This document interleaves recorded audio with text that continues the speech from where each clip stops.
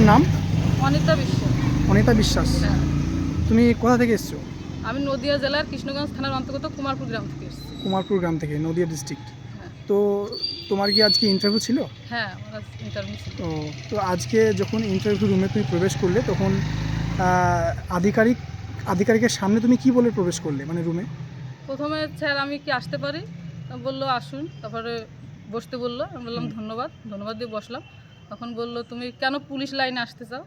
আমি বললাম যেটা আমার হ্যাঁ। যথাযোগ্য মনে হয়েছে, আমি ওটা বলেছি। তারপর বলেছে তা তুমি এর আগে কোনোদিন পরীক্ষা দিয়েছো? আমি বলছি হ্যাঁ। তো ওখানে কাট আপ তুমি কত দূর পর্যন্ত গিয়েছিলে, ওখানে কাট আপ কত গিয়েছিল, আর এবার কততে পাশ করিয়েছে এসসিদের। আমি বললাম 26.25। মানে শুধু এটাই জিজ্ঞাসা করেছে, আর কোনো মানে সাবজেক্টিভ বিষয়ে কোনো কিছু জিজ্ঞাসা করেছে। তারপর আমি আবার পড়ি তো, মানে আমার স্বামী আমার সাপোর্টে এসে আমাকে পড়ায় ওইটা, যে তুমি এত পরে কেন এসে পড়াশোনা করছো, বিয়ে হয়ে গেছে 13 বছর আমার।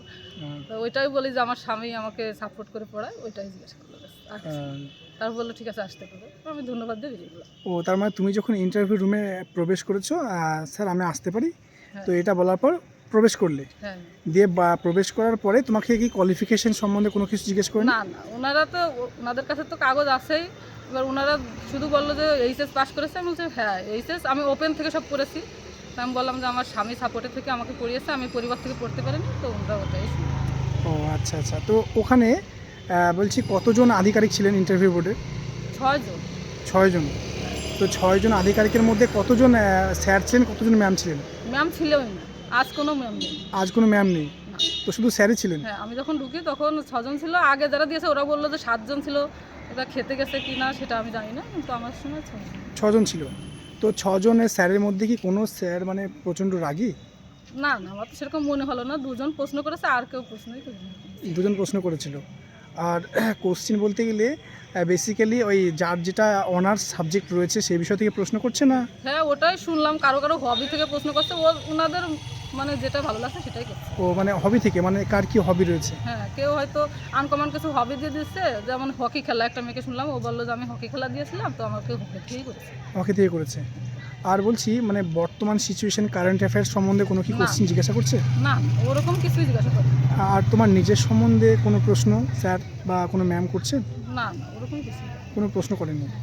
আর আর তোমার তোমার কোন তোমার বাবা সম্বন্ধে, মানে তোমার বাবা কি করেন, এরকম কোনো কিছু? না, ওগুলো আমাকে কিছু জিজ্ঞাসা করে। জিজ্ঞাসা জানি না করেনি। অন্যদের ব্যাপার, কিন্তু আমাকে কিছু জিজ্ঞাসা করে। ও, তবে যেটা বোঝা গেল ওখানে যে নার্ভাস ফিল কোনো কিছু মনে হচ্ছে কি, মানে না স্যারকে? ওইটা মানুষ আগে থেকেই মনে করে, পরে গেলে তো সব সহজই মনে হয় যে না এটা ঠিক ছিল। যে তোমাকে কেমন লেগেছে সেটা?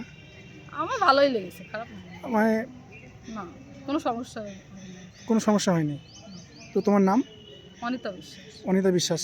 কোথা থেকে এসছো? আমি নদিয়া জেলার কৃষ্ণগঞ্জ থানার অন্তর্গত কুমারপুর গ্রাম থেকে এসেছি। কুমারপুর গ্রাম থেকে এসছো। তো অনিতা বিশ্বাস, তোমাকে আমাদের টার্গেট খাঁকি WEP ইউটিউব চ্যানেলের পক্ষ থেকে এবং আমার তরফ থেকে অনেক অনেক শুভেচ্ছা অভিনন্দন। আমি চাইবো 2026 সালে তোমার যেন লেডি কনস্টেবলের সিলেকশন হয়ে যায়, কারণ তুমি বিবাহিত অবস্থায় এই যে নিজেকে প্রিপেয়ার করেছো স্বামীর সহযোগিতায়, তাই আমি চাইবো তুমি যেন অবশ্যই জবটা পাও। তোমার জন্য অনেক অনেক ভালোবাসা, অভিনন্দন। ধন্যবাদ।